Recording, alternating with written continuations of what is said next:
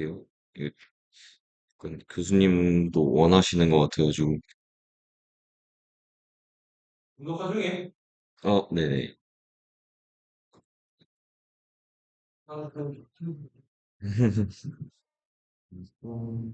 지금, 그러면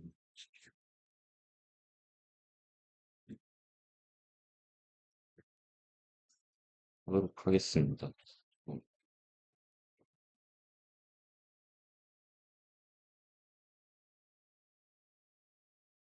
이미 PIB를 하신 분들이 있긴 한데, 아마, 그러니까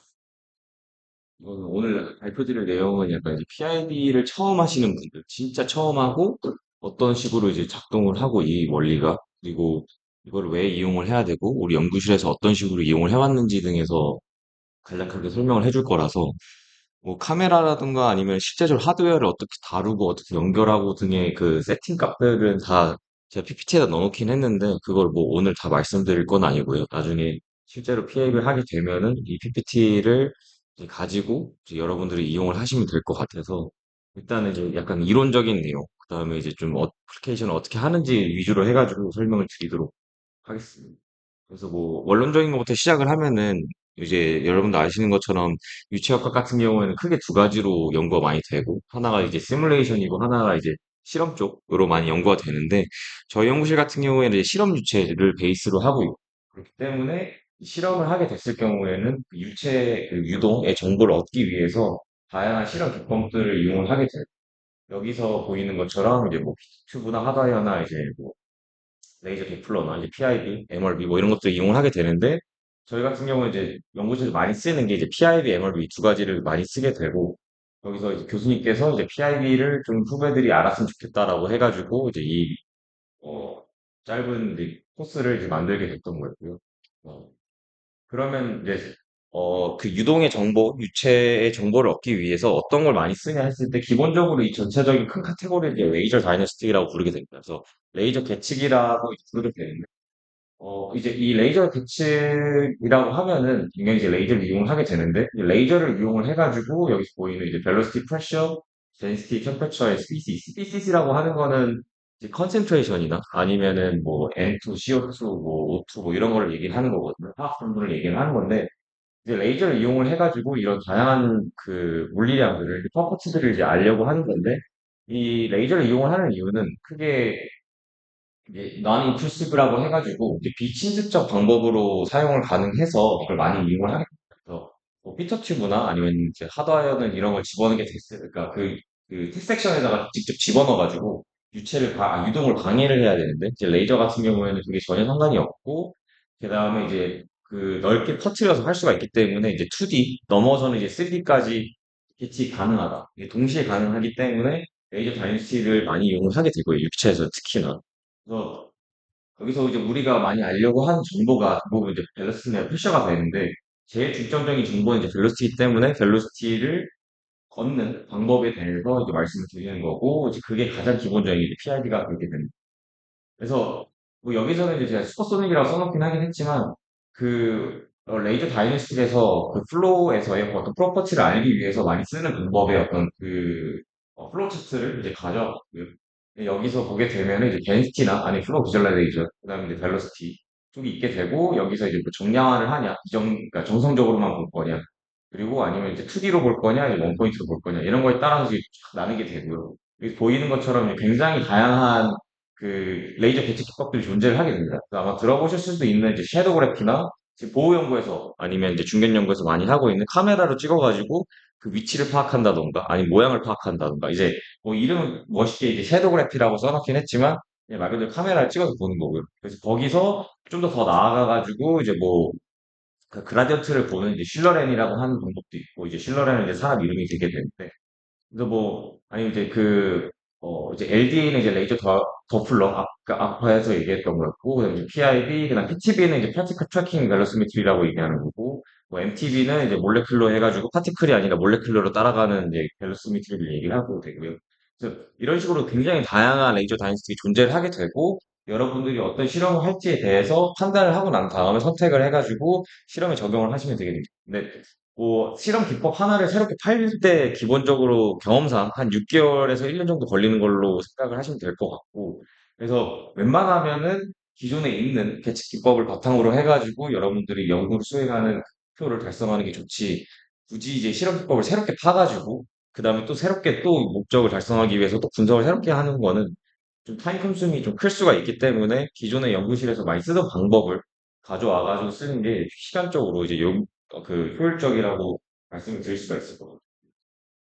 그럼 이제 그 피지컬 이미지 밸런스 매트리에 대해서 좀 더 좀 직접적으로 설명을 드리자면은, 일단 한국어로는 이제 입자 형성 미속계라고 표현을 하게 되고요. 아마 여러분들이 뭐 워드나 아니면 PPT에다가 밸런스 매트리라는 단어를 쓰게 되면은 이제 빨간색이 줄이 그어지는데, 이게 약간 영어에서는 오타로 막 뭐 인식이 되는 것 같긴 한데, 일단 유체에서는 이제 밸런스 매트리다가 이제 그 벨로시티를 계측하는 방법을 얘기를 하는 거고요.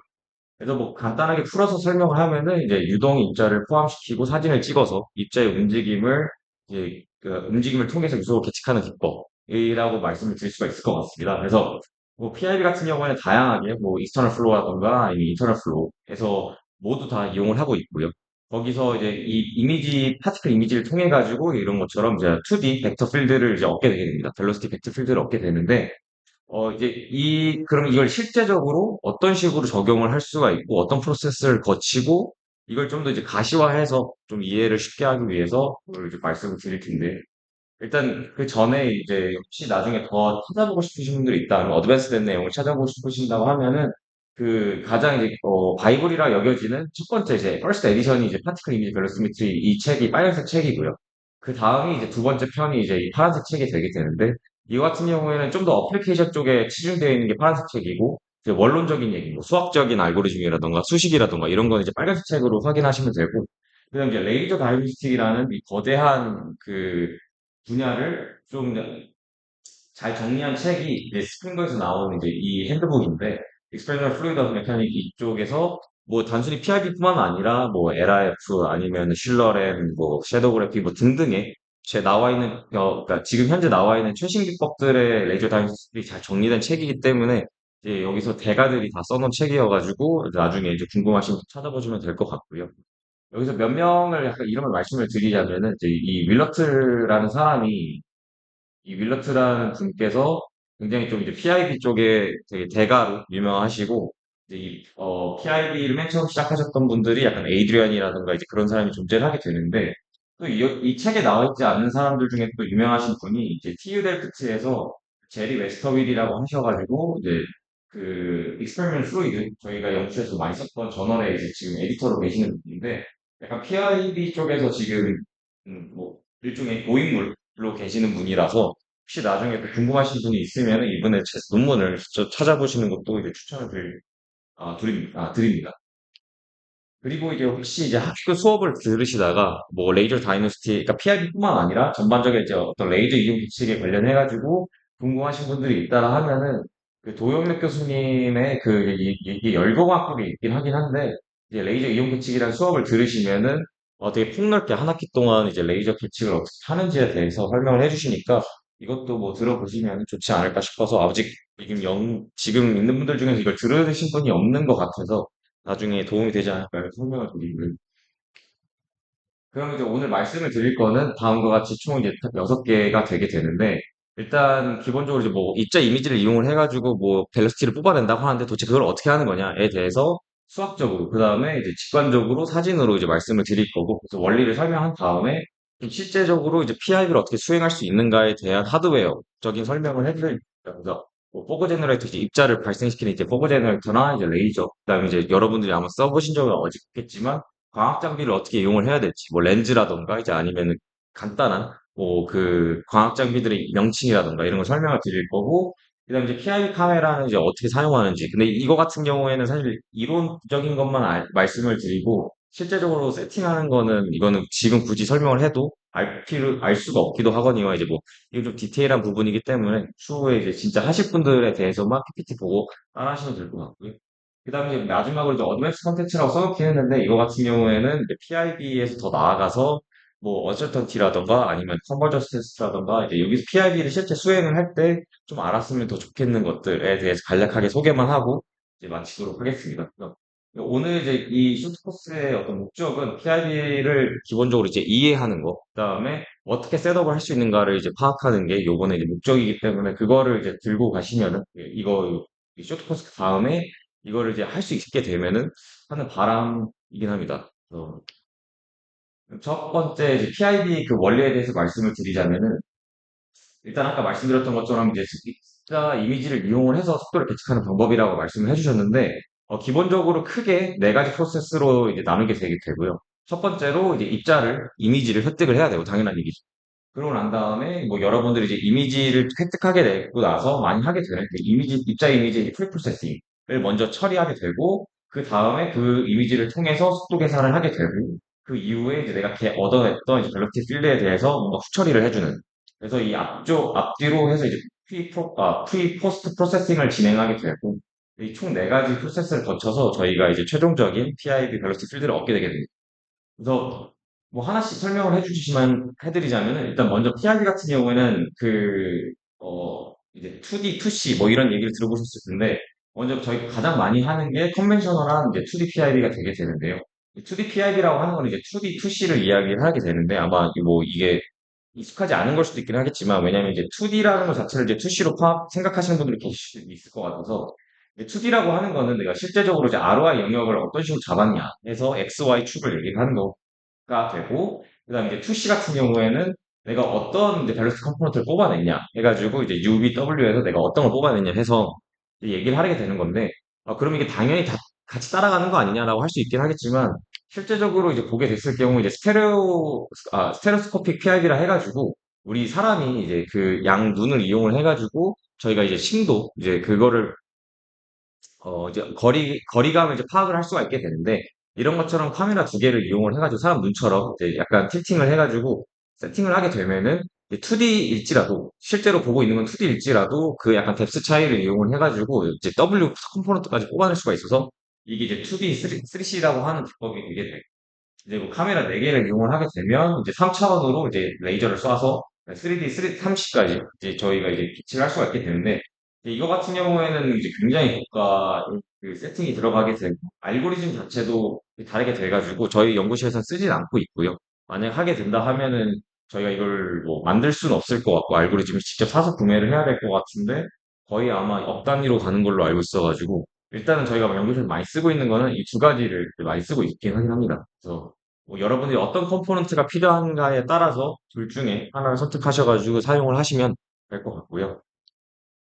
그러면 이제 그 PI 시스템이 어떤 식으로 이루어지고 그러면 어떤 식으로 이제 알고리즘을 얻어서 밸런스 필드를 얻게 되는지를 말씀을 드리자면은 일단 그 정의에 다 나와 있긴 합니다. 뭐가 들어가야 되는지. 그래서 첫 번째로 이제 뭐 입자 이미지를 이용을 하니까 당연히 입자를 얻어 있어야 되고 그 다음에 그 입자가 보이게끔 만들어야 되니까 뭔가 발광해주는 일루미네이션 해주는 게 있어야 되고 그래서 이제 레이저가 필요를 하게 되고 그다음 그걸 찍어야 되니까 카메라가 필요해서 이 총 세 가지의 그 기본적인 컴포넌트가 들어가게 되게 되고요. 그럼 이제 하나씩 설명을 드리자면은 일단 트레이스 파티클이긴 합니다. 그래서 이게 단순히 입자가 이제 파티클이라고 표현하지 않고 이제 트레이스 파티클이라고 표현을 하게 되는데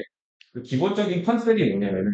그 PID는 아까 말씀드렸던 것처럼 입자 이미지를 통해서 벨로시티를 얻게 되는데 저희가 그러니까 플루이드 그 자체를 계측하는 게 아니라 그 플루이드에 떠다니는 파티클을 통해서 간접적으로 속도를 계측하게 됩니다. 그래서 여기서의 기본적인 어선션은 뭐냐면은 유체를 파티클이 잘 따라가서 파티클과 유체는 거의 혼연일체다라고 생각을 그 어썸션이 들어가게 되는데 그러니까 결국에는 이제 입자가 이제 유체를 따라간다, 잘 따라간다. 라는 게 이제 어썸션으로 깔려 있게 되는데 그 어썸션을 만족시키는 그러면 이제 파라미터라던가 아니면 컨디션이 뭐냐라고 했을 때는 저희 연구실에서는 이제 그 뭐 0.3 마이크로미터 알루미나를 이용을 하게 되는데 뭐 되게 정성적으로 말씀을 드리자면은 일단 굉장히 작아야 되고 그리고 가벼워야지 이제 유동을 잘 따라갈 거고 대신에 너무 작으면은 뭐 예를 들면 뭐 나노 스케일이라고 하면은 뭐 저희가 레이저를 아무리 쏴도 카메라로 보이지가 않기 때문에 충분히 작지만 또 보여야 되는 사이즈로 해가지고 그러니까 파티클을 뿌려주고 있고요. 그랬을 경우에 그럼 이제 그거 판단하는 기준값이 뭐냐라고 하면은 이제 뭐 여러분들 들어봤을 수도 있는데 이제 스톡스 넘버라고 해가지고 이게 기본적으로 가장 중요한 파라미터가 되게 됩니다. 그래서 스톡스 넘버의 정의 자체는 보이는 것처럼 이제 플루이드 타임 스케일에서 이제 파티클 릴렉션 타임을 나누게 된 건데 이제 이거 자체가 뭐 굉장히 뭐 1 이하로 굉장히 낮아지게 됐을 경우에는 유동이 이제 입자가 이제 유동을 잘 따라간다라고 이제 알려져 있고요. 그랬을 경우에 이제 그 파티클 리액션 타임이라고 하는 거는 다음과 같이 이제 이 식으로 정의된다고 이제 알려져 있고, 데ን시티와 이제 파티클 다이아미터와 이제 그 유체에 이제 다이나믹 디스코스가 들어가게 되는데, 여기서 이제 이 밀도와 이제 다이아미터 둘 다 중요하다는 걸 알 수가 있게 되고, 플루이드 타임 스케일 같은 경우에는 이제 내가 캐릭터리스틱 랭 스케일과 캐릭터리스틱 그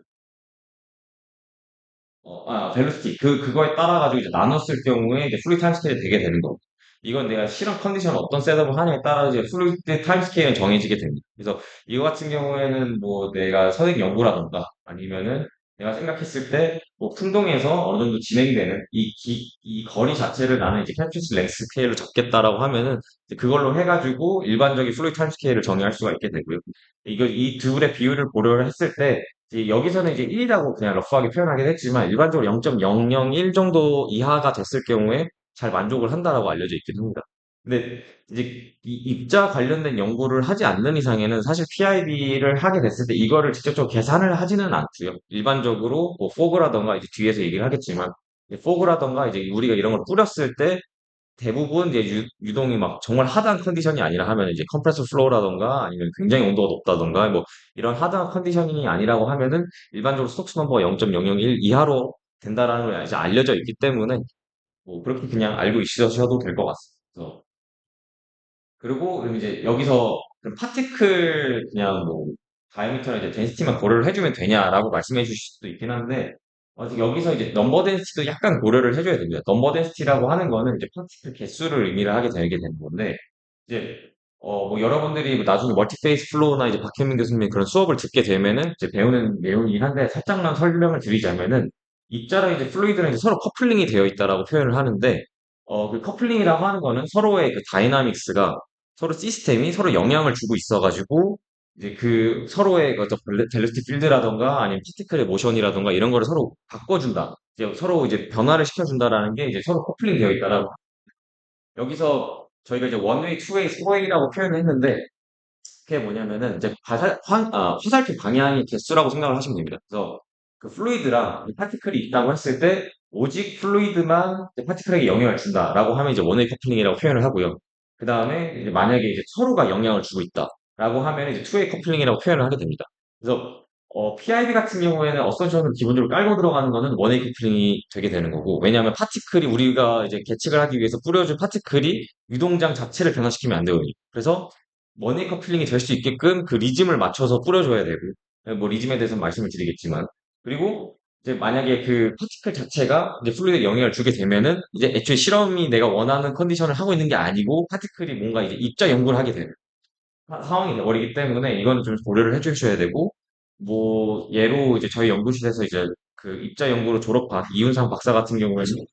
HIT 이제 호모제니스 아이소터블러스에서 어떻게 서로가 이제 플루이드와 파티클이 인터랙션 하는가 이제 투웨이 커플링에 대해서 실제 식이랑 이제 모델링을 해가지고 졸업을 했고, 그리고 여기서 더 나아서 어려운 파트가 이제 포웨이 커플링이라고 해가지고, 이제 아까 전에 말씀드렸던 이제 플루이드랑 이제 파티클이 서로 인터랙션을 하고 파티클이랑 파티클끼리도 인터랙션하는, 이제 여기서 이렇게 되면은 이제 케미 교수님 물론은 이제 소액 커플링을 하면은 아마 박사를 졸업을 못할 거다라고 이제 농담으로 말씀해 주시긴 하는데, 아마 이거를 이제 풀 수가 없기 때문에 이제 실험으로도 너무 어렵고 내가 실험 컨디션을 맞춰주기가 너무 어려워서 이제 이런 식으로 서로가 어떤 시스템들이 영향을 주느냐에 따라서 커플링이라고 표현을 하고, 그 개수에 따라서 이제 1웨이, 2웨이, 4웨이, 3웨이 이렇게 표현을 하는데, 이제 PID라고 하는 거는 기본적으로 이제 원웨이 커플링을 어썸션하고 들어간다 말씀을 드릴 수가 있을 것 같고요. 여기서 이제 커플링 같은 개념에는 이제 심플하게 말씀을 드리자면 이제 볼륨 팩션에 따라 가지고 그 리즘이 나뉘어지게 되고, 이제 그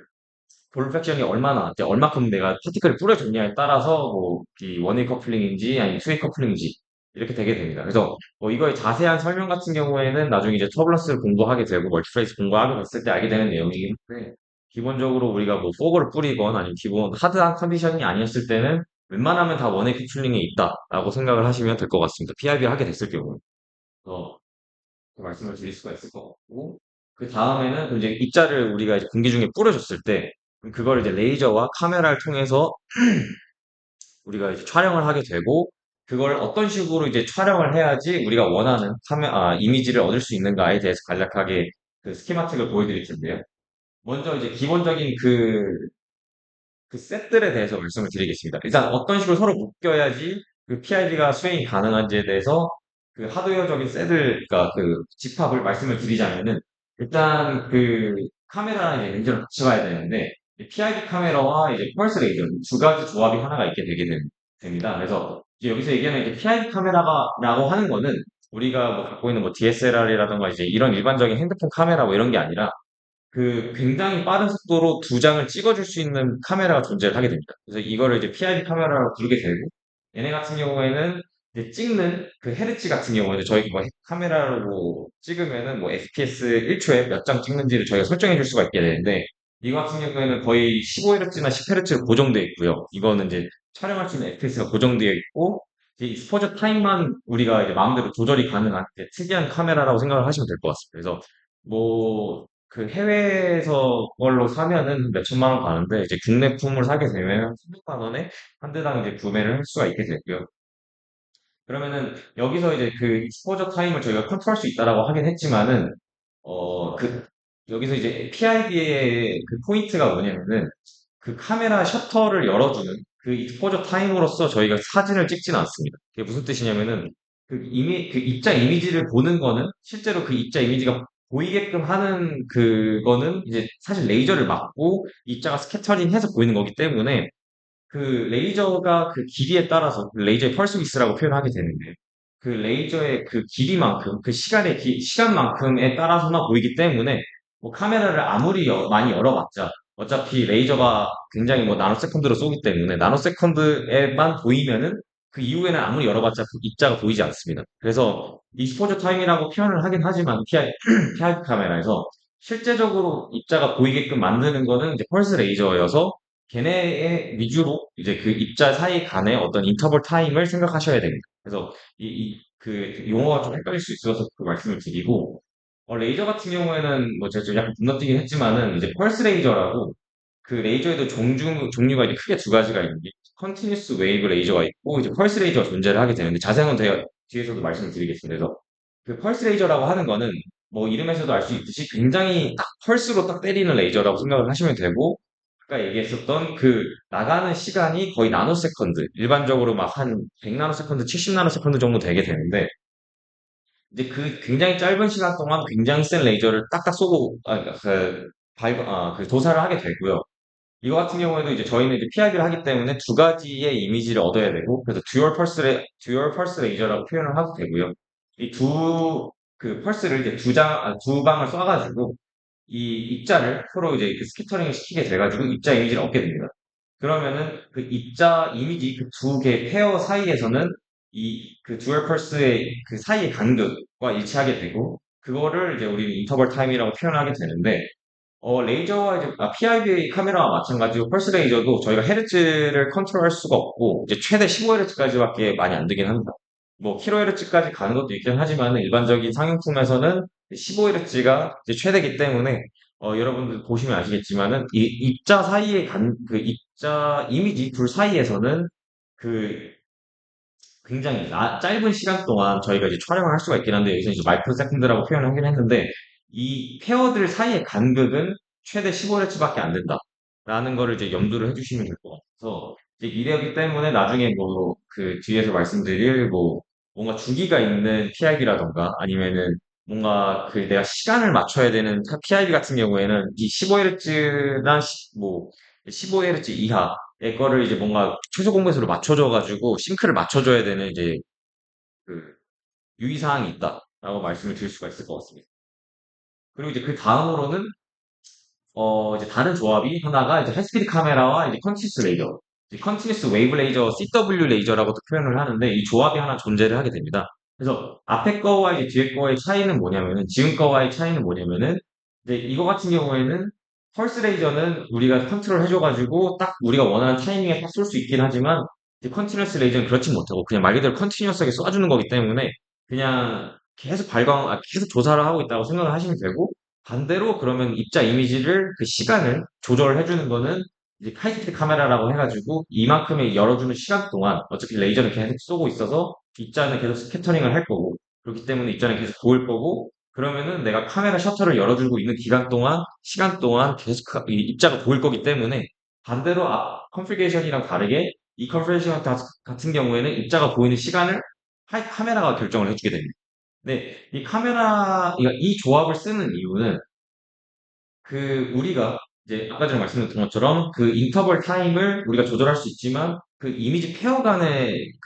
간극 같은 경우에는 최대로 15Hz밖에 못하기 때문에 좀 더 조밀하게 시간에 따라서 우리가 이제 이미지 촬영을 하고 싶다. 계속 많이. 그렇게 됐을 경우에는 오랜 시간 동안 하고 싶다라고 하면은 이 방법을 쓰셔야지 가능하기 때문에 이 조합이 존재를 하게 되는 겁니다. 그래서 여기서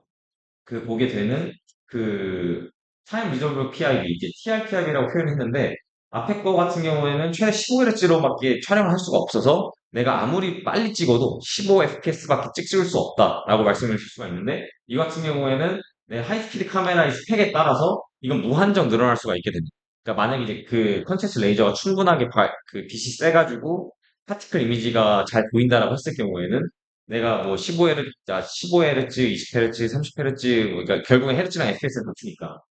그러면은 그 시간에 따라서 내가 뭐 블레이드가 돌고 있다라 하면은 내가 100초 동안 블레이드가 도는 걸 찍고 싶다. 라고 하면은 이 조합으로 가능해서 사람들이 이제 시간에 따라서 어떻게 변하는지를 알고 싶을 때는 트랜지언트 한거 같은 경우에는 이 방법을 많이 쓰게 됩니다. 근데 앞에 거랑 다르게 여기서 유의해야 될 점은 뭐냐면은 그 컨티뉴스 레이저가 일반적으로 펄스 레이저보다 많이 약해서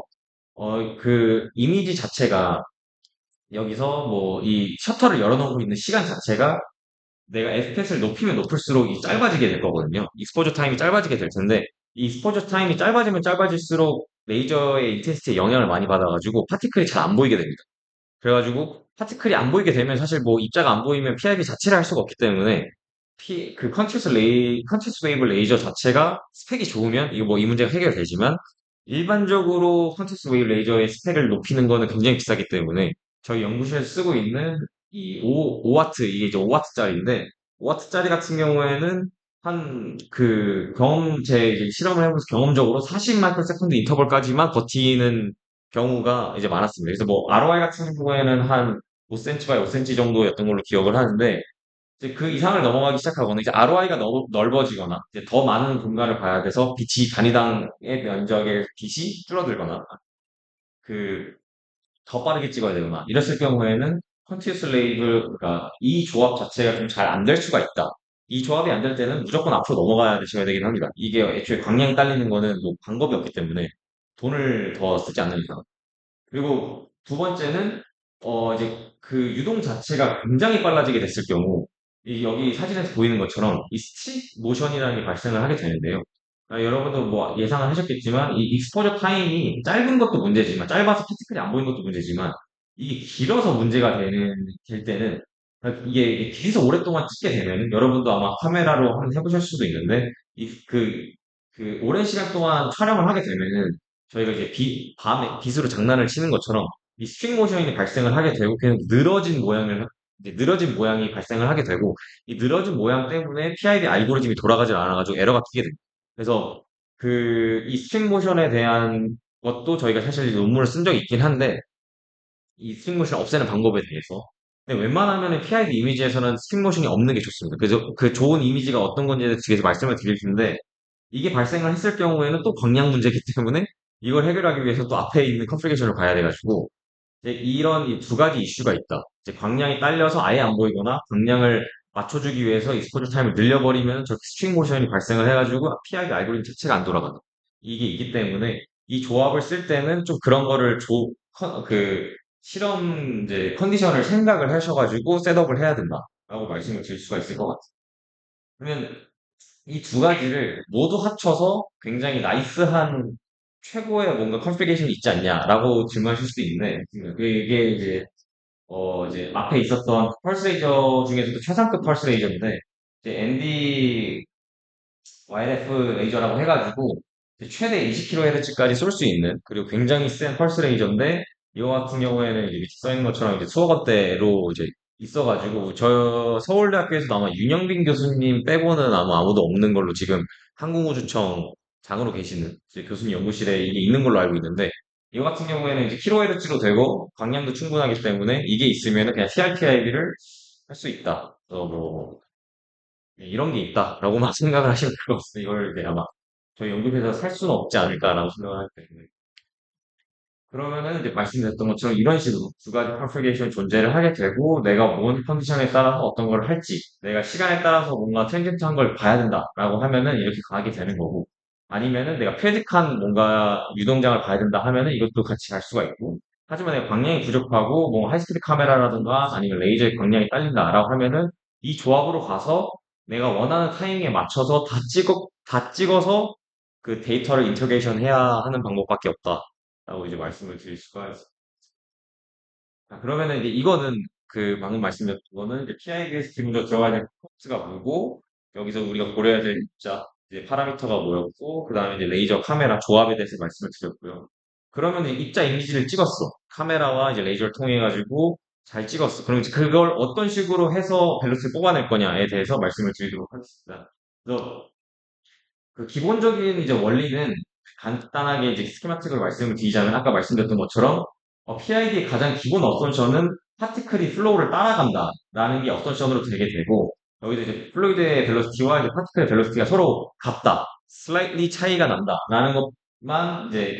그게 기본적 어선션으로 들어가게 되고 그러면은 이거 입자 두 개를 통해 가지고 입자 이미지 두 개를 통해서 어떻게 벨로시티를 뽑아내냐라고 하면은 이제 첫 번째 T1에서 찍은 이미지가 있고 이제 T2에서 찍은 이미지가 있는데 얘네 둘이 입자 내가 보고 있는 그 ROI에서 얼마큼 이동했는가를 알면 내가 순간적으로 인스탄테이너스 벨로시티를 알 수가 있지 않냐. 여기서 이제 벡터를 알 수가 있게 되니까. 그래서 지금 보시는 것처럼 이런 식으로 이제 뭐 유한차분을 할 수밖에 없긴 하지만은 굉장히 짧은 시간이 되게 되면은 결국엔 그게 이제 미분이다라고 해가지고 이렇게 말씀을 드릴 수가 있는 건데 이 기본적인 그 약간 컨셉이라고 생각을 하시면 되고요. 그리고 여기서 중요한 게 이제 쇼트텀 인터벌이 중요하게 되는데 그게 왜 그러냐면은 우리가 이제 첫 번째 이미지에서 두 번째 이미지로 솔직히 넘어간 걸 이제 확인을 했는데 그러니까 그 적절한 타임 인터벌을 주지 않게 되면은 이게 뭐 결국에는 이제 평균 속도와 이제 인스턴스 속도의 그 차이가 우리가 물리학에서 배우는 그거랑 비슷하게 되는데 파티클이 실제로는 이렇게 움직였지만 그 우리가 이제 계측하는 거는 이제 이렇게 된 거를 보는 거여가지고 실제로 파티클이 이렇게 움직였더라도 저희가 알 수 있는 방법은 없긴 합니다. 그래서 최대한 적절한 숄타임 인터벌을 걸어줘가지고 얘가 여기서 여기로 갔을 때만큼의 벨로시티를 얻을 수 있게끔 적절하게 저희가 세팅을 해줘야 되는 거고요. 이거 같은 경우에는 실험을 직접 해보면서 PI를 여러 번, 몇 번 돌려보면은 대충 그 적절한 그 인터벌 타임을 찾을 수가 있기 때문에 이거는 걱정 안 하셔도 되고 그래서 일반적으로는 10에서 100 마이크로 세컨드 사이에 인터벌 타임을 저희가 가져간다라고 말씀을 드릴 수가 있고 그러면은 뭐 입자를 아까 전에 많이 뿌려가지고 한다고 하지 않았냐 입자를 하나씩 트래킹 해가지고 뭔가 변화를 보는 건 아니지 않냐라고 질문하실 수 있는데 맞습니다. 그 입자를 하나하나 트래킹 하진 않고요. 그거는 이제 PTB라고 해가지고 파티클 트래킹 벨로시미터에서 파티클 하나하나를 라그랑지런으로 따라가가지고 벨로시티를 뽑아내는 거 방식이 있는데 저희는 그건 쓰진 않고 저희가 쓰는 거는 이제 일종의 입자 추적보다는 이제 입자 패턴이라고 생각을 하시면 됩니다. 공기 중에다가 그 입자를 쭉 뿌려놓고 우리가 이제 그 입자 이미지 두 개를 봤을 때, 대충 한 얘네 둘끼리 서로 비교를 했을 때 한 이 정도 움직인 것 같은데로 이제 패턴의 어떤 평균적인 움직임을 바탕으로 해가지고 벡터를 뽑아내는 거라 생각을 하시면 되는데, 그럼 이제 그걸 이제 대충 뭐 눈대중으로 하는 건 아니고, 그냥 수학적인 기법인 코스플레이션이라는 기법을 이용을 해가지고 저희가 이제 벡터를 뽑아내게 되게 되고요. 그래서 이 이미지에서 각각의 이 조그만 이 윈도우를 이제 저희가 이제 인터그레이션 윈도우라 표현을 하게 되는데 저희가 입자 이미지를 얻으면은 이거를 이제 그 사각형으로 쫙쫙 잘라가지고 여기서 이 하나의 그 타일에서 그걸 이제 윈도우에서 다음번 이미지의 윈도우에서 얼마큼 파티클이 평균적으로 움직였냐를 수학적인 코스콜레이션을 통해 가지고 산출하게 되게 돼서 저희가 이제 벡터를 뽑아내게 됩니다. 그래서 이거를 이제 하나씩 좀 자세하게 설명을 드리자면은 일단 그 원리에 대해서 크로스 콜레이션이 어떤 식으로 작동을 하는지에 대해서 말씀을 드릴 텐데 일단 이게 첫 번째 이미지라고 이제 예시를 가져왔는데 보시는 것처럼 아까 스트링 모션이 전혀 없습니다. 그냥 입자가 이제 그러니까 PIB를 찍게 됐을 때 잘 찍은 PIB라고 하는 거는 이렇게 약간 밤하늘의 약간 은하수 별 같은 느낌으로 찍히게 되고요. 여기 보이는 약간 좀 흘러지는 느낌의 어떤 파티클들 모양이 존재하게 되는데 이거 같은 경우는 이제 광량이 그러니까 파티클이 스캐터링 되는 게 좀 세면은 이런 식으로 카메라가 그 전송하는 과정에서 약간 눈물 자국처럼 흘러내리게 되는데 이거는 PIB 알고리즘에서 전혀 문제가 되지 않아가지고 이건 틀린 거라던가 아니면 카메라 문제가 아니다라고 말씀을 드리고요. 굉장히 고가의 카메라를 쓰게 되면 이제 이런 게 없긴 한데 저희가 쓰는 카메라에서는 약간은 이런 게 발생한다. 그래서 뭐 걱정 안 하셔도 된다 말씀을 드릴 수가 있을 것 같고 그래서 두 번째 이미지는 이제 이렇게 되게 됩니다. 이거는 이제 5마이크로세컨드에 지나고 나서 찍은 이미지인데 이걸 앞뒤로 약간 보여주게 되면은 약간의 변화가 있다라는 게 이제 눈으로 확인이 되고, 이거 같은 경우에는 이거를 그럼 어떻게 하면 수학적으로 뽑아낼 수 있는가가 이제 아까 얘기했던 크로스콜레이션이 되게 됩니다. 그래서 이제 우리에게 주어진 이제 이미지 파일 두 개가 존재를 하게 되고, 이거를 아까 말씀드렸던 것처럼 잘게 쪼갭니다. 잘게 쪼개게 돼가지고 이 하나의 그 윈도우를 만들게 되고 이 윈도우의 이름은 인터게이션 윈도우. 그래서 인터게이션이라고 하는 게 영어 찾아보면 수사, 취조 이렇게 이제 약간 좀 형사가 이제 용의자를 취조한다 해서 인터게이션인데 뭐 처음에 이제 PI를 개발하신 분께서 이제 그런 식으로 약간 이 명칭을 해가지고 이제 이 자그마한 윈도우에 있는 파티클을 취조한다라는 의미에서 약간 그렇게 만들었던 것 같습니다. 이 윈도우 하나하나에서 벡터를 하나씩 뽑아낸다고 생각을 하시면 돼요. 그래서 이렇게 잘게 쪼갠 그 인터랙션 윈도우에서 이제 하나를 가져와가지고 두게 되면 이게 조그만 아까 이제 전체 그 이미지에서 하나의 윈도우만 가져와가지고 이제 보여드린 거고요. 그러면은 이걸 같이 중첩시켜서 보게 되면은 이제 초록색이 첫 번째고 이제 그 보라색이 다음 번 이제 그 프레임이 되게 되는데 보시면은 약간 아래쪽으로 전반적으로 움직였다는 게 눈으로 보이게 됩니다. 그래서 그러면은 이제 이걸 어떻게 하면 칼큘레이션 할 수가 있을까라는 게 이제 그 다음 질문으로 넘어가게 되는데 이 패턴을 그럼 어떻게 뽑아낼 수 있을까라고 하는 게 이제 크로스 콜렉션이 되게 되는데 이제 첫 번째 이제 이거를 좀 더 이제 픽셀을 저희가 결국에는 이제 이미지라고 하는 건 결국은 픽셀이기 때문에 그 인테그레이션 윈도우에서 입자가 있는 거를 이제 결국 우리가 매틀랩에다가 집어넣게 되면은 이런 식으로 이제 1령 1령 해가지고 어느 부분에는 입자가 어느 부분에 입자가 없고 이런 식으로 이제 데이터가 나오게 되고 이제 두 번째 프레임에서도 동일하게 이제 입자가 있는 부분이 이렇게 되고 입자가 없는 부분은 이제 0으로 채워지게 되는데 그럼 이 둘의 어떤 그러니까 그 패턴이 어떻게 일치하는가에 대해서는 이제 우리가 이제 크로스 콜레이션 기법이라 쓰게 되고 이 크로스 콜레이션이라고 하는 거는 이 두 이미지를 서로 겹쳐놓은 상태에서 어, 그 파티클이 있는 부분끼리는 서로 그러니까 그 각각이 있는 위치에 있는 픽셀들끼리 서로 곱해주게 됩니다. 그래서 파티클이 있는 애들끼리는 1이 되고 파티클이 하나라도 없으면 그냥 0이 돼버리는. 그래서 약간 이제 그렇게 생각을 하시면 되는데 그러면은 그 크로스 컬레이션 기법이 프레임 하나를 교정시켜 놓고 다른 하나를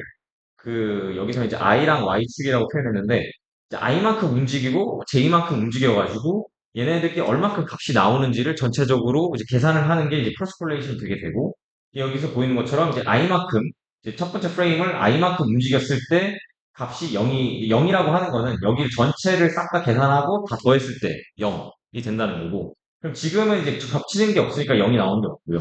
그러면은 이제 j 방향으로 하나 움직였을 때 지금 여기가 하나 겹치기 때문에 1값이 하나 나오게 되는 거고, 또 움직여 봤을 때, 여기도 하나가 겹치니까 이제 1이 나오는 거고, 여기 이제 I, J 하나씩 움직였을 경우 같은 경우에는 지금 겹치는 게 없으니까, 두 번 움직였을 때 겹치는 게 아예 없으니까 그냥 0이 나오는 거고. 근데 이제 각각 이제 두 번 옮겼을 때 가장 많이 일치하면서 4가 나오게 되게 됩니다. 그랬을 경우에 다르게 생각해 보면은 이렇게 하나씩 움직여 봤을 때 결국에는 파티클이 이 움직임 패턴을 우리가 잡아내는 거였으니까 그 패턴이 움직였다 하면은 이렇게 포개면서 계속 움직이면서 얼마큼 제일 잘 포개지는 값을 찾으면은 그게 결국엔 그만큼 움직였다는 게 아닐까라고 하는 게 크로스 콜레이션의 기본 컨셉이라고 생각을 하시면 되는데 그래서 이 전체가 아까 전에 이제 그 픽셀이 여기에 이제 8개가 있기 때문에 총 이제 마이너스 8에서 플러스 8 동안 다 움직여보고 계산을 해서 나타나게 되면은 이런 이제 맵이 나타나게 되고요. 그래서 이거를 이제 저희는 이제 코릴레이션 맵이라고 표현을 하게 됩니다. 이 코릴레이션 맵 같은 맵에서 숫자가 가장 높은 거, 피크 값이 뜨는 그 위치가 결국에는 그쪽으로 제일 많이 잘 움직였다, 잘 많이 포개졌다라는 걸 증명하는 거고, 그러니까 보여주는 거기 때문에, 그러면은, 파티클은, 그 X축으로 3, Y축으로 2만큼 움직였구나. 그러면 이 디스플레이스먼트 벡터는 3이다. 라는 게 이제 나오게 됩니다. 그래서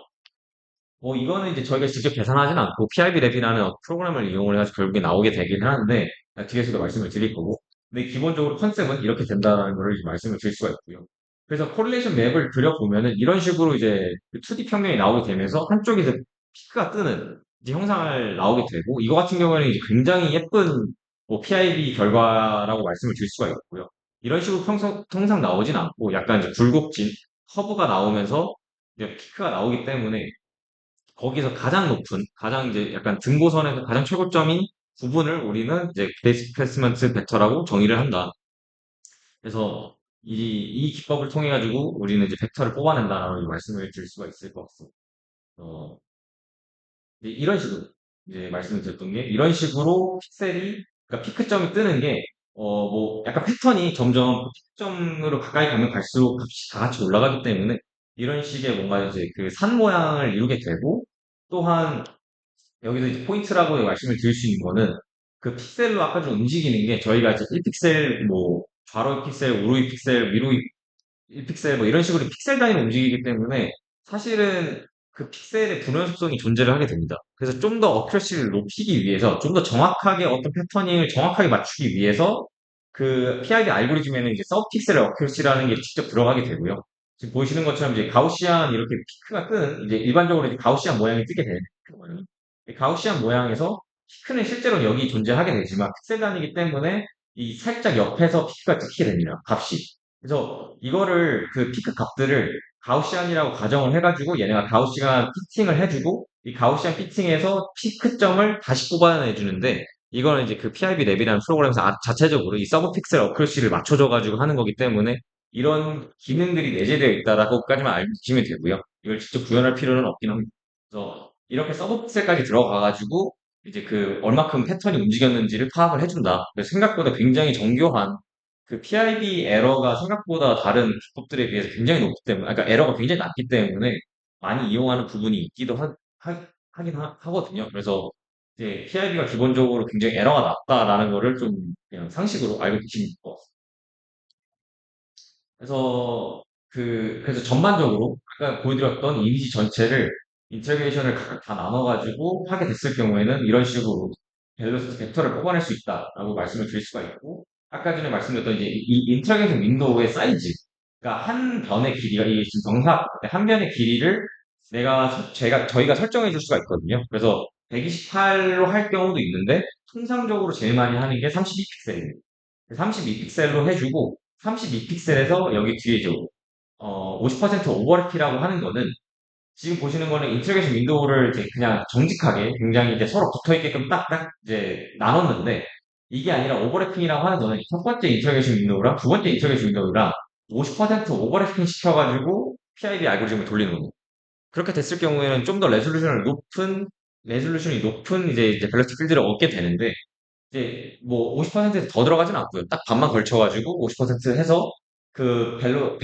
벨로시티 필드의 레졸루션을 더 높인다. 그래서 보시는 것처럼 여기에 벡터 수는 약간 좀 코스인 게 보이지만 여기서는 굉장히 덴스하게 보여서 기본적으로 여기서 그냥 볼텍스가 돌고 있는 것도 보이고 여기서는 잘 안 보이지만 그래서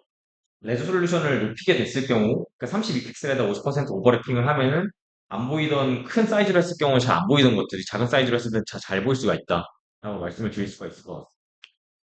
그리고 여기서 이제 그럼 인터그레이션 사이드 윈도우를 설정을 할 때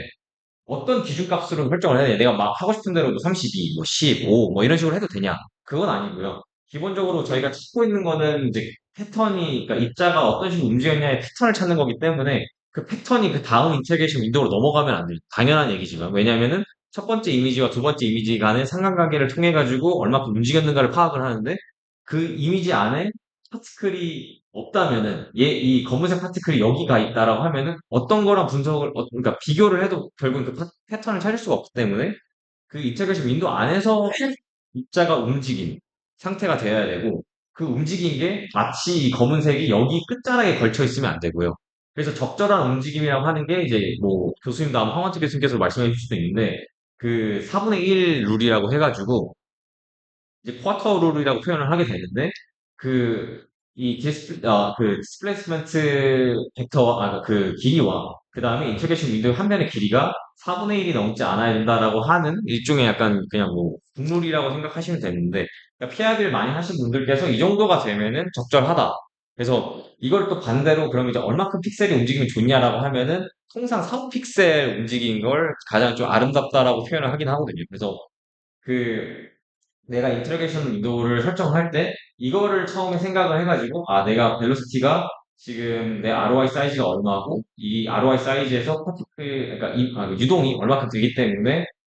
계산을 해봤을 때 한 40 마이크로 세컨드 뭐 100 마이크로 세컨드 100 마이크로 세컨드 동안 얼마큼 움직일 것 같고 그럼 난 인터로게이션 윈도우를 이만큼 잡아주면 되겠다 라고 해서 실험 셋업을 해야 되긴 합니다. 그래서 아니면은 그냥 찍어봐가지고 이거 뭐 4, 5픽셀 정도 나오네 라고 하면 이제 그거를 가져가면 되시는 거고 그냥 뭐 그렇게 편하신 대로 하면 되는데 일반적으로는 이제 4분의 1 룰이 있다라고 말씀을 드릴 수가 있을 것 같습니다. 그래서 아까 말씀드렸던 것처럼 인터그레이션 하나 윈도우에서 움직여야지 뭐 넘나드는 걸 하게 됐을 경우에는 결국엔 패턴을 찾을 수가 없기 때문에 에러가 뜰 거고 에러가 뜨면 이제 데이터가 뭐 의미가 없는 거기 때문에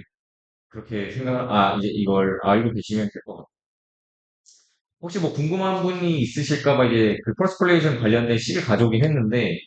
이제 이 기본적으로 이 크로스 콜레이션이라고 하는 거는 이제 컨볼루션이라는 식을 이용을 하게 되고 이 컨볼루션이라고 하는 거는 태생적으로 이제 FFT와 연결이 돼가지고 이 컨볼루션을 좀 더 빠르게 해주는 게 이제 FFT이기 때문에 뭐 혹시 이제 이런 게 궁금하시다면 아까 얘기했었던 이제 빨간색 책을 앞쪽에서 레퍼런스 책을 이제 찾아보시면은 어떻게 하면 이제 컨볼루션을 이제 빠르게 하는지 아니면 크로스플레이션은 실제 식이 어떻게 되는지에 대해서 잘 써져 있으니까 그걸 확인하시면 돼요. 그래도 웬만하면은 뭐 PIB 알고리즘 자체를 건드시는 경우는 거의 없으실 거긴 합니다. 굉장히 뭐 특수한 케이스를 해야 되는 상황이 아니라 하면은 거의 PIB 프로그램 내재되어 있는 그, 어, 코드를 수정할 일은 거의 없기 때문에 그냥 수학적으로 이런 식으로 수식이 되어 있다까지만 그냥 알고 계시면 됐습니다. 자, 그러면 이제 그 중간에 아까 있었던 이제 벡터를 뽑아내는 방법이 크로스플레이션 기법을 이용을 하는 거였고, 그럼 아까 전에 그 앞뒤로 해서 프리프로세싱, 그 다음에 포스트 프로세싱을 진행을 한다고 했는데, 그게 뭐가 있는지에 대해서 간략하게 말씀을 드리도록 하겠습니다. 이제 이거 같은 경우에는 뭐, 굉장히 뭐 어려운 내용은 아니고요. 그냥 대충 이런 프로세싱을 거치고, 이런 포스트 프로세싱을 거쳐서 내 데이터를 어떻게 하면 더 예쁘게 나타낼 수 있는가, 더 잘 나타낼 수 있는가만 알면 되시는 거라서 말씀을 드릴 텐데, 일단 저희가 쓰는 PIB 랩 같은 경우, PIB를 수행하는 프로그램 같은 경우에는 오픈소스 소프트웨어인 PIB 랩을 이용을 하게 되고, 이제 이걸 다운로드 받으시면 이런 식으로 이제 나오게 되는, 이것도 이제 이미 약간 옛날 버전이어가지고, 이걸 처음에 만드신 분께서 굉장히 그냥 자기가 계속 업데이트를 계속 하시고 있습니다. 그래서 기능들이 계속 추가가 되고 있어가지고, 논문도 직접 쓰시기도 하고, 그래서 궁금하신 분이 있으면은 여기 논문 구글 스칼라 들어가셔가지고 읽어보시면 이제 좀더 적나라하게 이 PIB 랩이 어떤 식으로 알고리즘이 되어 있는지에 대해서 알 수가 있어서 궁금하시면 보시면 될 것 같고, 내가 나중에 PIB 찍어가지고 이미지 찍어서 PIB 돌리고 싶다 하면은 여기 들어가셔서 이제 다운로드 하시면 될 것 같습니다. 그래서 이거 PPT는 다 공유로 들을 거니까 오늘 수업 끝나고 나면은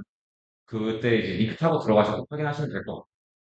그럼 이제 이 프로세싱에서 뭐가 있는지에 대해서 말씀을 드리는데, 이거는 이제 PIB 랩 안에 있는 프로세싱을 말씀드리는 거예요. 저희가 뭐 자체적으로 따로 이미지를 보고 프로세싱을 하는 건 아니고. 그래서 먼저 들어가게 되면은 여기에 이제 이미지 프로세싱이 총 네 가지가 존재를 하게 되는데, 이제, 어, 그, CLH랑 하이패스 필터랑 인포스 캐핑이랑 이제 위너2 이제 필터가 존재를 하게 되는데, 기본적으로 다, 그 필터라고 말씀을 드릴 수가 있을 것 같고요. 이제 큐아리 그 필터 같은 경우에는 풀어서 얘기하자면 컨트라스트 리미티드 어댑티브 프로그램 이스퀄라이제이션이라고 표현을 하긴 하지만 이걸 이렇게 가시화적으로 표현을 해주면 이 사진을 찍었을 때 이런 식으로 나오는 이제 사진이 있다 하고 여기서 픽셀 밸류를 이 히스토그램으로 나타나게 됐을 경우 이렇게 나오게 되는데 이거를 이제 필터를 끼우게 되면은 이 낮은 값에 있는 필터 밸류를 펴주게 됩니다. 그래서 이런 식으로 좀 더 약간 밝아지요. 여기서 어두웠던 거를 좀 더 펴주면서 이제 밝아지는 이제 필터라고 생각을 하시면 되고, 이렇게 됐을 경우에는 내가 광량이 약간 딸렸을 때, 이걸 쓰게 되면은 안 보이던 파티클들이 잘 보이게 되는 이제 그런 게 나타나게 되고 이게 확실히 이런 것들이 PIB의 퀄리티를 굉장히 높여준다라고 말씀을 드릴 수가 있을 것 같습니다. 그리고 이제 하이패스 필터나 인터스캐핑 뭐 같은 경우에는 뭐 하이패스 필터는 뭐 여러분 쓰셔볼 수도 있긴 하겠지만 음량 대비를 좀 더 강하게 해주는 거라고 생각을 하시면 되고 근데 인터스캐핑 같은 경우에는 뭐 갑자기 이상하게 파티클이 좀 서로 뭉쳐가지고 좀 파티클 사이즈가 커져서 굉장히 밝게 빛나는 애들이 있는데 걔네를 강제적으로 좀 낮춰줘가지고 서로의 대비를 좀 잘 맞춰주는 이런 거라 생각을 하시면 되고 위너2 같은 경우는 저는 잘 안 쓰긴 하는데 뭐 배경 자분 제거라고 표현을 하긴 하는데 사실 이걸 했을 때 그렇게 큰 차이를 저는 잘 못 느껴가지고 그렇긴 하지만 네. 그래서 이 보게 되면은 프로세싱을 거쳤을 때 이런 식으로 나타나게 되는데 지금 사실 뭐 이거는 이제 컴퓨터를 직접 봐야 눈으로 확연하게 차이가 나가지고 아마 이 지금 빔 프로젝터로 봤을 때는 잘 안 보일 수도 있긴 한데 프로세싱을 거쳤을 때 안 보이던 파티클들이 잘 보이게 된다. 수가 있을 것 같아요. 그리고 다음으로 이제 포스트 프로세싱을 말씀을 드리자면은 그 에러의 이제 알고리즘을 돌리고 난 다음, 크로스플레이션을 돌리고 나면은 거기서 에러들이 끼게 됩니다. 에러라고 하는 거는 이제 패턴을 찾지 못해가지고 뭐 이상하게 막 디스플레이스먼트가 100픽셀, 뭐 50픽셀 뭐 이렇게 나오는 것들이 있게 되는데 이거를 이제 잡아주는 애들이라고 하시면 되고요. 어떤 식으로 작동을 하냐면은 이제 가장 유명한 게 스탠다드 디비에이션 벡터가 되게 되는데 스탠다드 디비에이션 벡터 같은 경우에는 보시는 것처럼 이 빨간색이 에러 벡터가 되는데 이게 플로우라는 게 갑자기 여기서만 혼자 대부분 이 방향으로 가던데 여기서만 혼자 튀는 값이 거의 없거든요. 그러니까 대부분 다 연속적으로 같이 변하기 때문에 여기서 이 빨간색 벡터 기준으로 해가지고 주위에 있는 8가지 벡터를 통해서 표준편차 엠베에서 벗어나는 거를 에러 벡터를 강조해가지고 이 8개를 통해서 인터폴레이션을 통해서 얘를 채워주게 됩니다.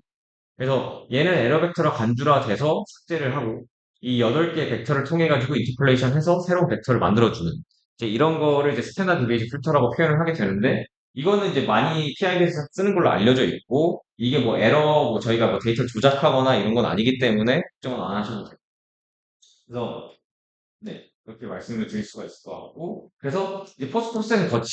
거치고 나서는 보시는 것처럼 여기에 막 팍팍 튀는 애들이 나오게 되는데, 뭐, 눈으로 봐도 이렇게 내려오는 유동이 갑자기 이렇게 튀는 거는 이상하기 때문에 에러라고 판단할 수가 있게 되고, 여기서도 이 보텍스가 있는 부분에서 보게 되면 이런 식으로 이제 튀는 애들이 존재를 하게 되고, 위로 가는 것도 있고, 아래로 가는 애. 근데 이런 애들, 뭐, 웃긴 게 막 지금 이렇게 볼텍스가 돌고 있는데 지금 막 이게 막 역방향으로 볼텍스가 벡터가 나와가지고 이런 것들이 그냥 자기가 판단했을 때 아, 이건 에러구나라고 생각을 하시면 되고 이걸 포스트 프로세싱 거치게 되면은 그 포스트 프로세싱을 하게 되면 이제 주황색으로 이제 벡터가 바뀌게 되는데 보시는 것처럼 이제 그런 것들을 다 잡아준다 웬만하면 그래서 이걸 거치고 나서 이 데이터로 이제 분석을 하기 시작하는 게 이제 용이하다라고 말씀을 드릴 수가 있고 어, 그래서 뭐 간략하게 이제 뭐 어떤 식으로 PIB 랩이 이제 프로그램이 돌아가는지를 말씀을 드리자면은 딱 키면 이런 식으로 나오게 되고 여기서 이제 로드 이미지를 해서 이제 이미지를 로드를 하게 되고 여기서 중요한 게 이제 페어와이즈로 넣을 거냐 타임 리저블로 넣을 거냐에 대해서 이제 세팅해 주는 게 있긴 합니다. 그래서 아까 전에 얘기했었던 이제 하이스피드 카메라 이용을 하게 되면은 A, B, B, C, C, D 해가지고 하나씩 다 꼬리 물기를 하면서 시간에 따라서 받기 때문에 이제 타임 리저블 세팅이 존재하고 만약에 근데 이제 PID 카메라 이용을 했다고 하면은 태엽끼리 움직이는 거기 때문에 A, B, C, D 문수로 임포트를 해주셔야 되고요.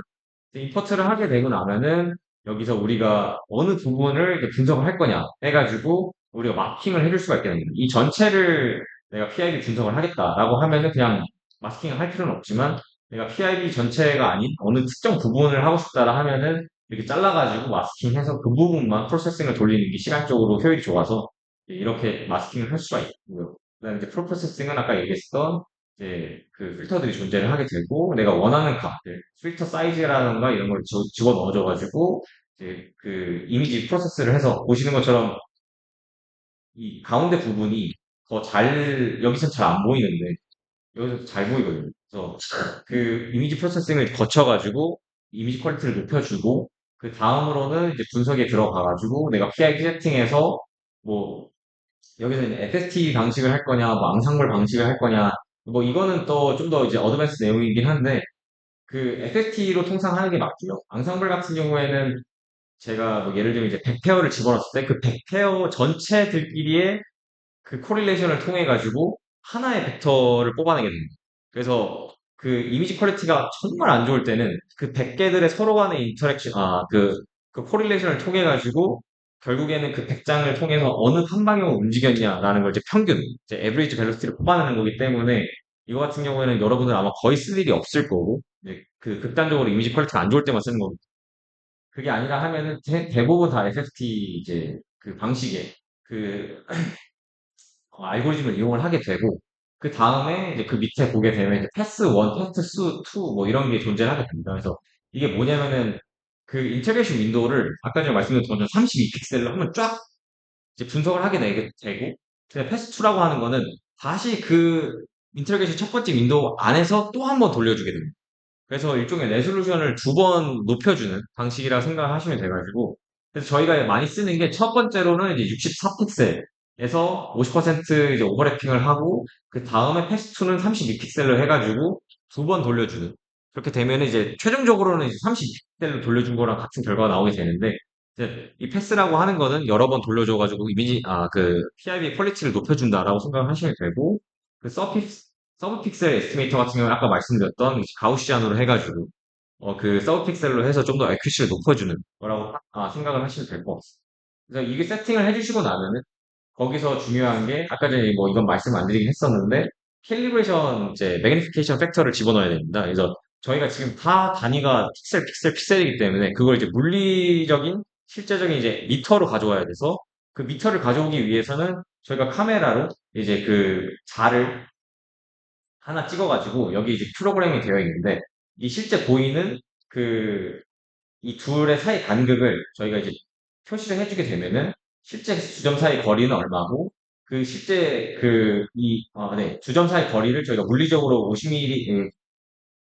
안 볼 수 있는데 50mm로 저희가 설정을 해주고 그럼 여기서 전체적으로 픽셀 사이 거리를 계산을 해줘가지고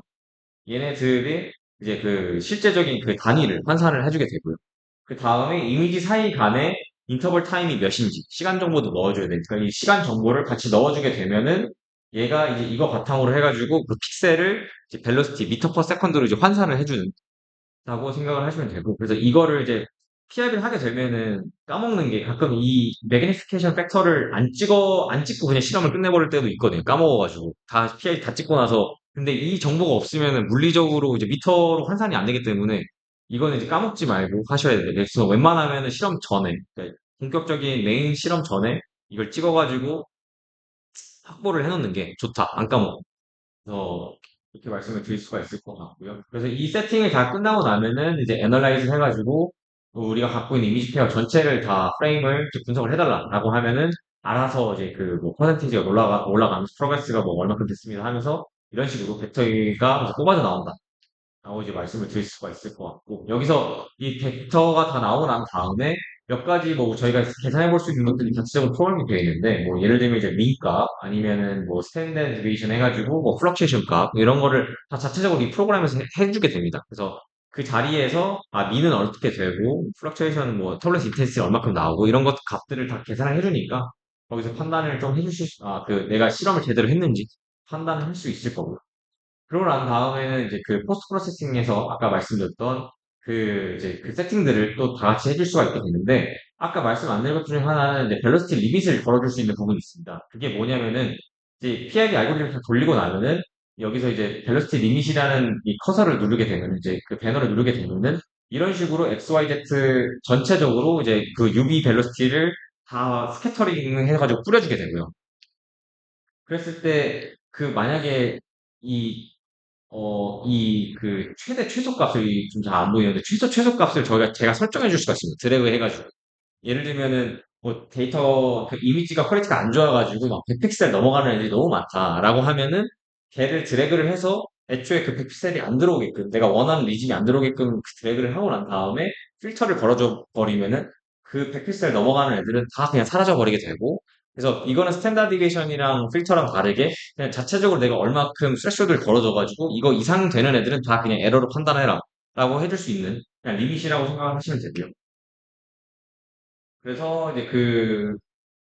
네. 그렇게 해가지고 다른 스탠다드 디비에이션 필터 걸어주게 되면은 이런 식으로 예쁜 최종적인 이제 갤럭시 필드가 나오게 되고, 이거를 이제 익스포트해서 매틀랩 파일로 가져오게 되면 여러분들이 이제 매틀랩 파일에서 뭐 아마 이제 컨투어로 나오게 될 텐데 컨투어를 가지고 데이터 계산을 하면 된다라고 말씀을 드릴 수가 있을 것 같습니다. 그래서 이렇게가 기본적인 이제 PID 데이터를 어떤 식으로 이제 뽑아내는지 그래서 프로그램을 말씀드렸습니다. 그러면 이건 뭐 앞에 내용을 잘 따라오셨으면 이제 판단할 수 있는 거라 생각하긴 하는데, 기본적으로 이제 PID 하기 전에 생각을 하셔야 되는 게, 내가 ROI를 얼마큼 가져갈 거냐, 얼마큼 사이즈를 볼 거냐, 실제적으로. 뭐 10cm, 10cm, 그러니까 10 by 10 by, 아니 10cm 곱하기 10cm를 볼 거냐, 아니면 5cm by 5cm를 볼 거냐, 그리고 내가 보고자 하는 이제 메인스트림의 어떤 유동의 속도가 얼마큼 되는가에 대해서도 좀 생각을 해보셔야 되고, 그리고 내 카메라가 픽셀이 얼마큼 되는가 그거에 따라서 인터랙션 윈도우의 그 전체적인 사이즈가 달라질 거기 때문에, 이거는 이제 뭐 다른 옛날에 저희가 썼던 하이스피드 카메라인데 이 정도의 레졸루션을 갖고 있는데, 통상적으로는 저희가 쓰고 있는 카메라는 1024 거의 1024를 따라가고, 그래서 이 세 가지, 그러니까 전체적인 내가 ROI를 얼마큼 되고, 카메라의 레졸루션이 얼마큼 되고, 메인스트림의 벨로시티가 얼마큼 되는지에 따라서 그걸 판단을 해가지고, 아, 그러면 내가 인터랙션 윈도우를 얼마큼 잘라가지고, 아까 얘기했었던 4분의 1 룰을 만족시키면서 내가 인터랙션 윈도우 사이즈를 얼마큼 가져갈 수 있는가라는 거를 얼추 계산이 가능하게 됩니다. 그래서 이거를 얼추 계산을 하고, 아, 내가 ROI를 얼마큼 가져가야겠구나. 이러면서 계속 그 튜닝을 해줘가지고 실험을 설계를 하는 게 PI를 맨 처음 시작하기 전에 확인하셔야 될 사항이고, 단순히 나는 이제 뭐 진짜 큰 영역을 보고 싶다. 그래서 뭐 그냥 카메라로 크게 보겠다라고 했을 경우에는 아예 방향이 딸려가지고 안 보일 가능성도 크고, 그 레졸루션이 PID 카메라가 그게 따라가지 못하기 때문에 아마 못 볼 가능성이 커서, 뭐 많이 커봤자 한 5cm 아니 10cm가 거의 제 경우성으로는 이제 최대였기 때문에 그걸 시작점으로 해가지고 판단을 하시면 되지 않을까. 아, 그러면은 지금 이제 PID 알고리즘, PID 셋업, 컨피그레이션, 아까 전에 카메라 세팅이라던가 이런 거에 대해서는 말씀을 드렸는데, 이제 지금부터는 이제 본격적으로 약간 카메라가 아니라 그, 그 장비들에 대해서 이제 말씀을 드릴 거고요. 그래서 각 장비들이 뭐가 있고, 장비들이 실제적으로 어떻게 사용을 하는지에 대해서 간략하게 설명을 드릴 텐데, 그거 전에 그럼 먼저 약간 잠깐 한 5분 정도 쉬고 할까요? 아니면 바로 켜? 아니, 근데 좀 약간 화장실 다녀오고 그러고 싶을 것 같아가지고, 한 5분 정도 쉬었다가 다시 시작하도록 하겠습니다. 여기서부터 이제 하드웨어적인 내용이라서, 지금까지는 이제 소프트웨어적인 내용입니다. 자, 그럼 이따가 다시 시작을 하도록 하겠습니다. 아, 그건 진짜